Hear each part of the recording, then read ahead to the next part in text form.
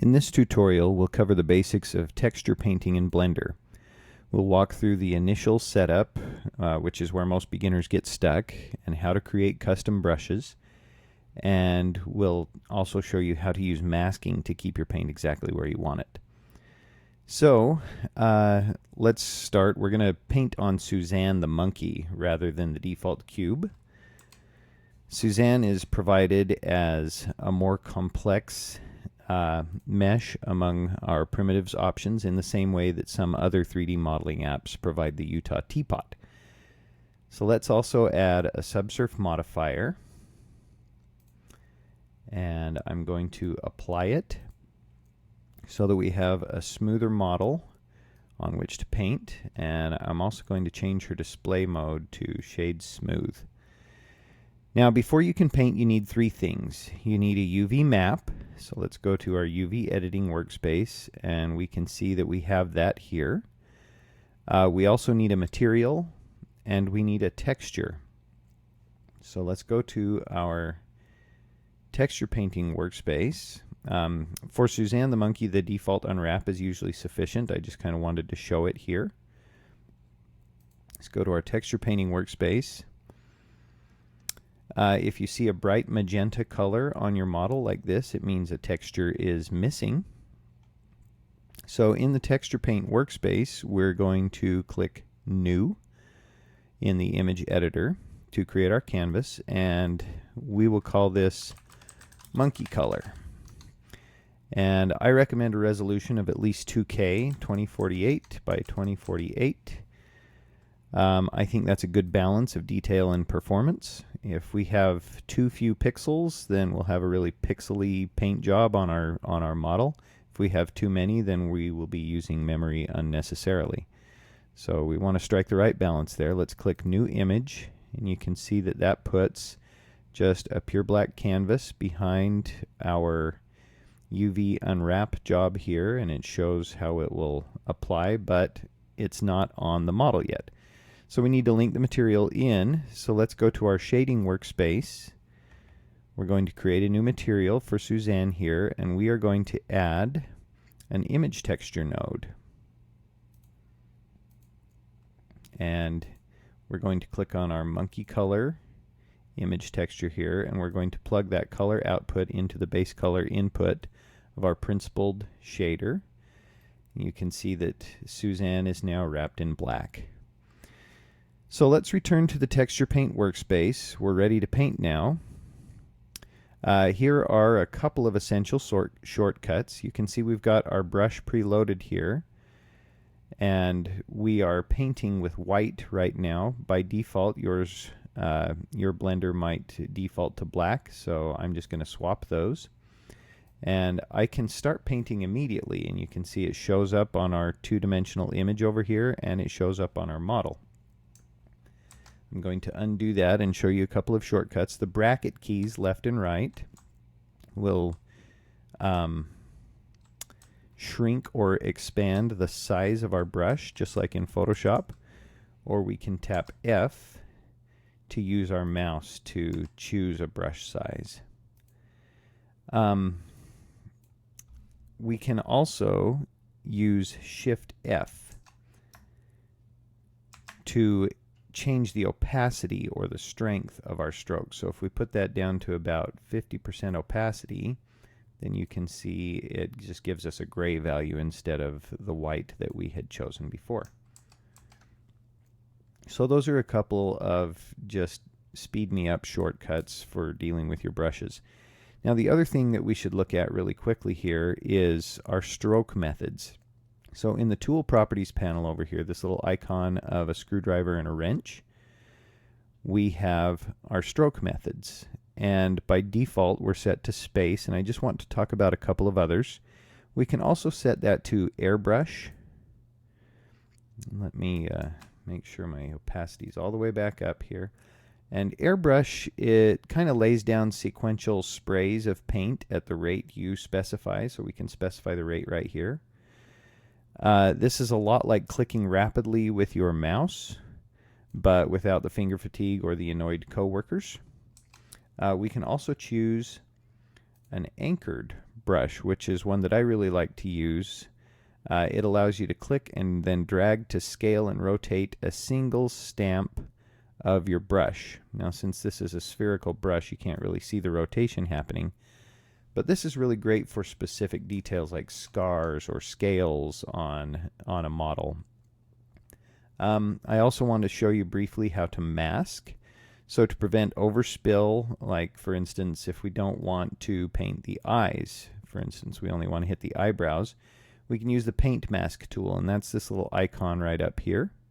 If we click on that, it doesn't do much for us by default. Oops, I've got my anchored. Let's switch back to space. And you can see I can't paint on anything right now. Let's tab into edit mode. And we are just going to select what we want to be able to paint on. And actually, let's get a little more specific here. Let's get in on the eyebrows there. But we're going to leave the eyes alone.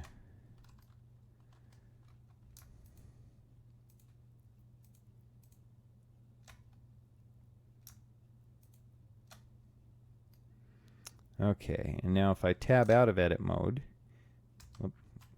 you'll see that I can paint only on what was selected. Another useful tool is also your symmetry options. So let's see, I have a little icon for them up here, this little butterfly. I can say, hey, I want to be symmetrical in X, so I'm going to paint the same thing on both sides, or I have other symmetry options down here. It's basically the same thing. So that's a kind of a useful way to be able to mask and to be able to symmetrize your paint job. So this is all fine and dandy, but we need to be able to have more complex brushes than we've got going here. So what I'm going to show you really quickly how to do here is how to make a more exciting brush in, for instance, the GIMP or Photoshop. So I'm going to open up the GNU image manipulation tool here, and I'm going to create a brush for myself. So I'm going to just create a new canvas. I'm going to tell this to be 512 by 512 pixels. I'm going to go into my advanced options and say rather than background color, I just want transparency. I'm going to click OK. And then I'm going to select a brush up here that I basically kind of just want to bring into Blender. We can use brushes like this for a lot of things. We can use, well, we'll get into that in a minute, but just white areas will apply paint in Blender, and black or transparent areas will not. So I'm going to paint with white. I've got my white color swatch loaded up here. I have a brush here, and I'm just going to click a few times to kind of give myself a nice sort of rough edged fade out there. And then I'm going to save this out. We'll just put that right into documents there. We'll call this brush tutorial.png. We'll export that out. And then I can now bring this into Blender.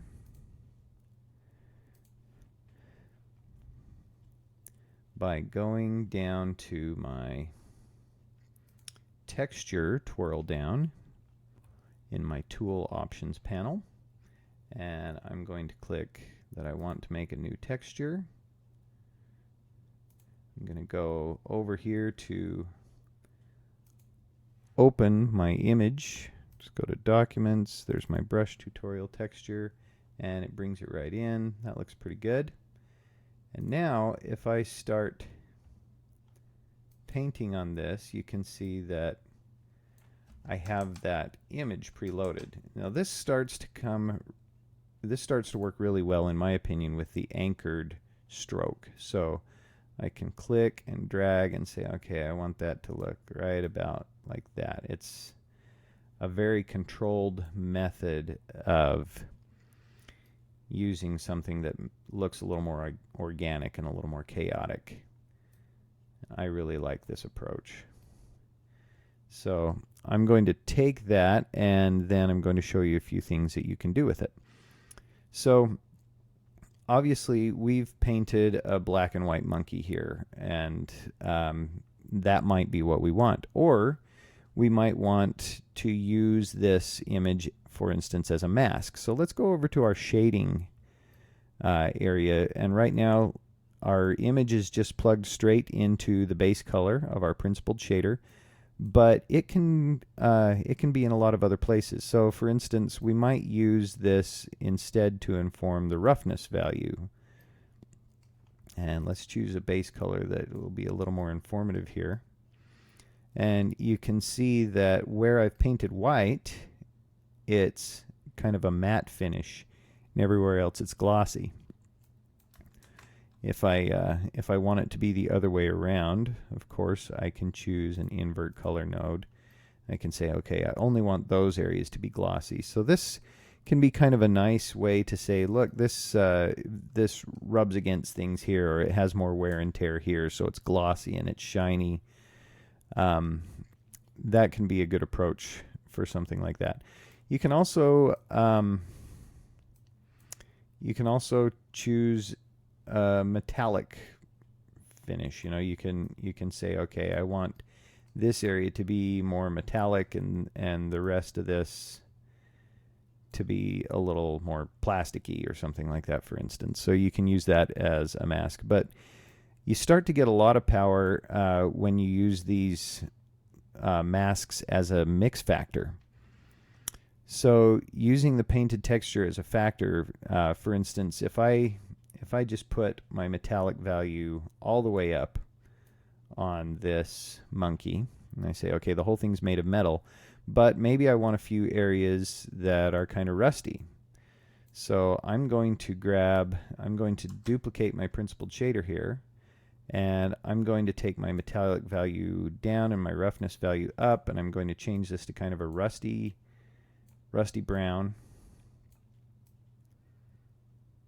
We'll start there, and then I'm going to mix these two shaders. There it is.